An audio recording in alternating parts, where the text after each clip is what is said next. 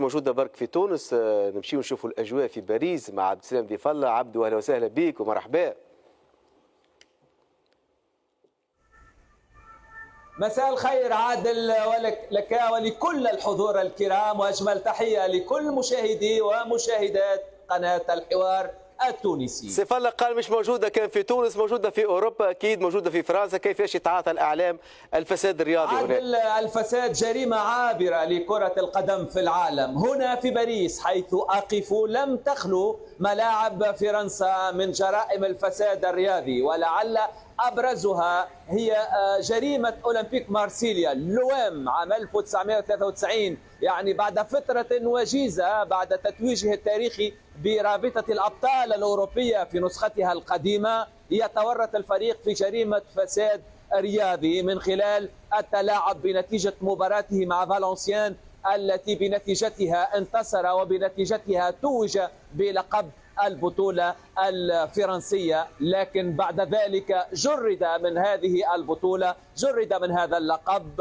بسبب إثبات جريمة التلاعب، ورئيسه الشهير برنارد تابي حكم بالسجن لمدة 6 أشهر. جنوب فرنسا في إيطاليا تحديدا أكثر من جريمة فساد رياضي مدوية، أبرزها لعل أبرزها تعود إلى سنة 1980، وقتها من أشهر من تورطوا فيها وهي جريمة رهانات رياضية باولو روسي، واحد أبرز هدافي المنتخب الإيطالي. ثم نعود أو نقترب إلى سنة 2005 عندما تورط فريق السيد العجوز اليوفي جوفنتوس، تورط في جريمة فساد رياضي وجرد من لقبي 2005 و2006 وأنزل إلى الدرجة الثانية في إيطاليا.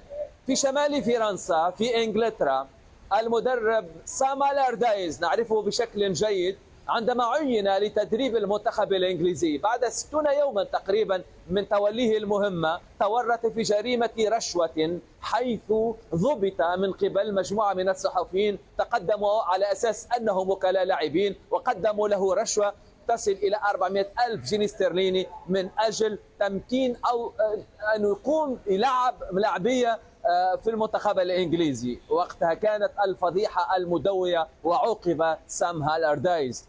يعني الجرائم متعددة.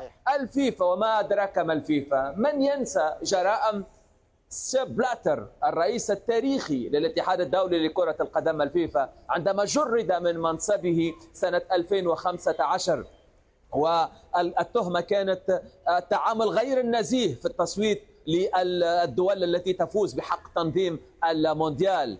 غير بعيدا عن أوروبا في إفريقيا جرائم لا تحصى ولا تعد. اليوم الانتربول الشرطة الدولية تتحرك، والتقارير متواصلة والإيقافات بالآلاف في هذه الجرائم. الانتربول خصص 100 عضو يعني في مكاتبه، ويتعامل مع 150 جهة حول العالم من أجل التحقيق في الفساد والجرائم في المجال الرياضي. وطبعا العالم يتحرك باستمرار من أجل إيقاف هذه الجرائم، ولكن الجرائم تتواصل في ظل التدفق الكبير للأموال في المباريات الرياضية وخاصة في كرة القدم، وحتى في مجالات أخرى رياضات أخرى كالتنس وكرة السلة. اليوم الرهانات الرياضي هي الباب الأكبر للفساد الرياضي في العالم. نعم، شكرا لك عبدو على كل هذه التصريحات، على كل هذه المعطيات، وأكيد أرقام هامة وأحداث مستجدات هامة صارت على مستوى الكرة العالمية.